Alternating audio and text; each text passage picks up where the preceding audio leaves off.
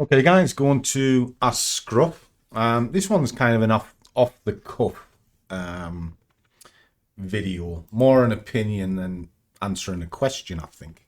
But let me flick it over and I'll kind of explain. I've just finished doing a run on Bitcoin, so just kind of pull this back over the last few, the last week will do.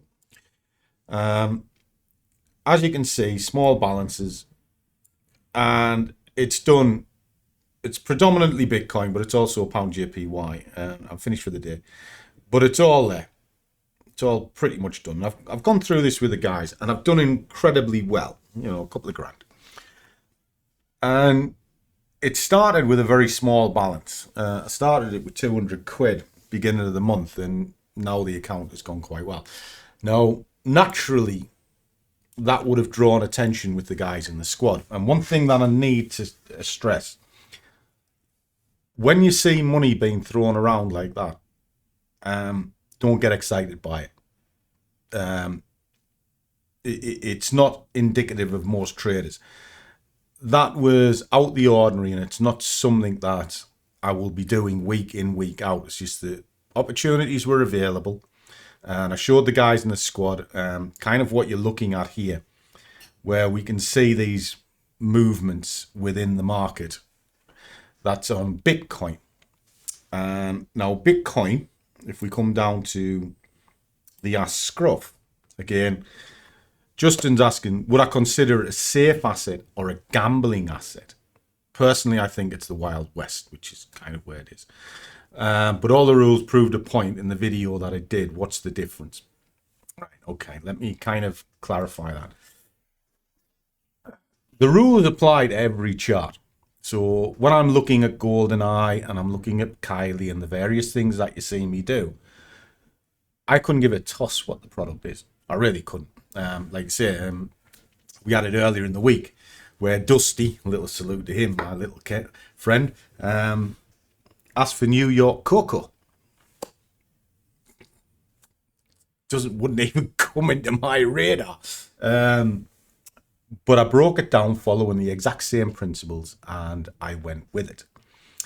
Now, what you'll notice with that Bitcoin is I kept the sizes really small. Talking 50p sizes, maximum a pound, but they were down to 10p as well. What I find with Bitcoin and why I call it the Wild West is you can't really follow a narrative. So if I'm looking at strength of the market, I've got a good idea what strength of the pound is. I can see that in the waves and Bollinger Bands, various other bits and pieces. And if that's strong, I can correlate it over onto gold and then see what's happening with gold. Well, there's a loose correlation. I can see the FTSE. I can look at them as a basket, and then I can get a vague idea of where the market is going. All right, just by looking at different things, even though you can just look at a single asset and then do multi-time analysis, which is what I did with Bitcoin.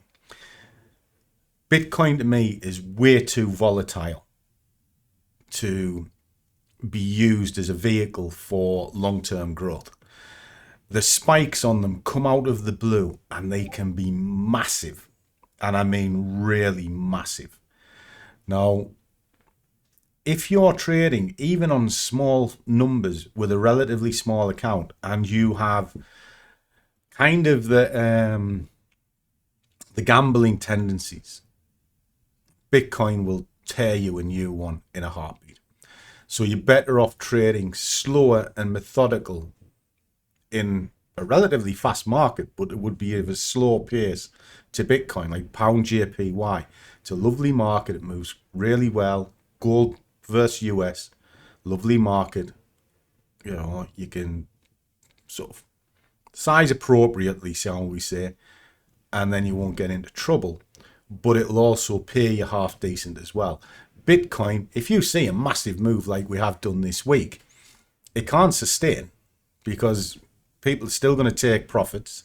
You're going to have opposing positions going the opposite direction, and then you're going to have people that are wrong, and somebody that's always wrong is here.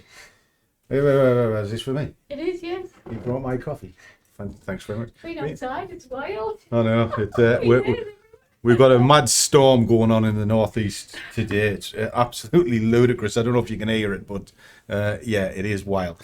So the top and bottom of what I'm saying is I still think it's the Wild West, and the difference is the volatility comes in on a heartbeat. You can't read an economic calendar to get a gauge of what's going on with it.